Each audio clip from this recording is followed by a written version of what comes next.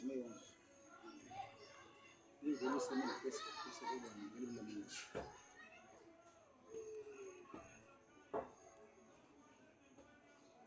pense que concernant ce que vous avez parlé,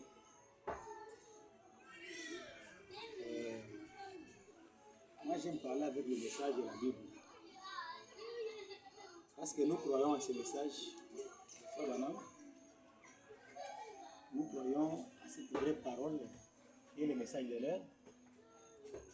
Avec des questions que vous nous posez, nous allons vous lire dans la Bible. Par exemple, je vais d'abord lire en Ésaïe chapitre 28, verset 1 jusqu'à là. Malheur à la couronne de grandeur des ivrognes,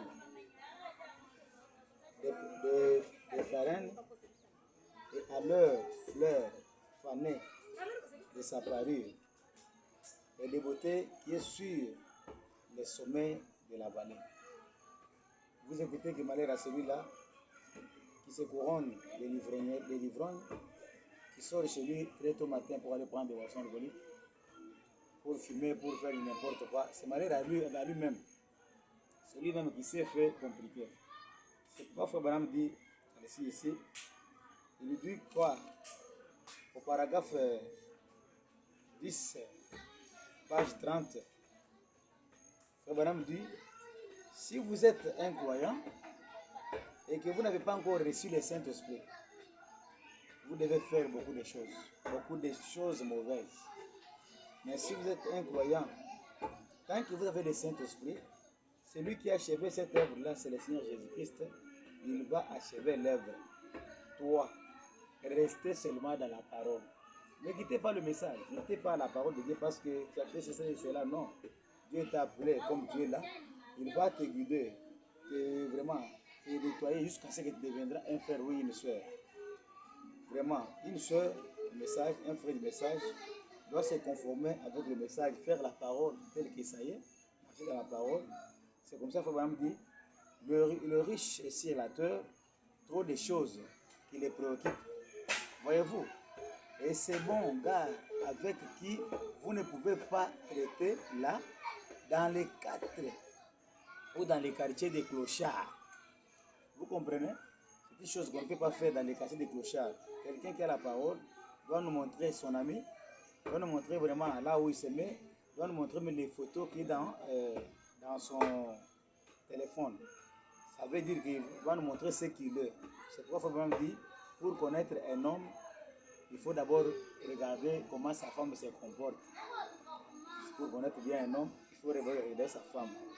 C'est pourquoi nous regardons encore quelque chose dans le paragraphe 111. Frère Branham dit, au milieu là-bas, mais cela aura lié après que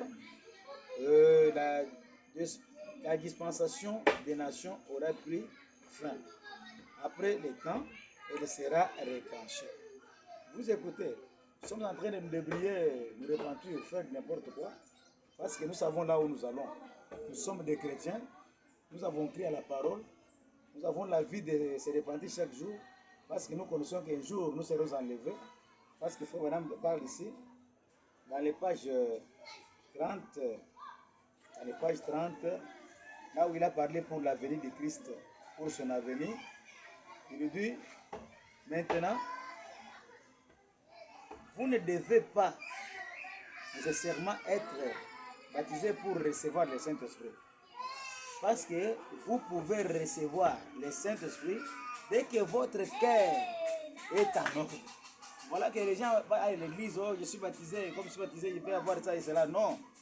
Nous trouvons le Saint-Esprit quand nous sommes disposés à avoir le Saint-Esprit, quand nous cherchons le Saint-Esprit. C'est là où nous trouvons. Voyez-vous, c'est très propre. Parce que dans Actes des Apôtres, chapitre 20, verset, Pierre a donné une formule. Une formule pour cela. Repentez-vous et soyez baptisés dans le nom de Jésus-Christ. C'est Frère Branham qui dit, ce n'est pas dans le nom de Branham.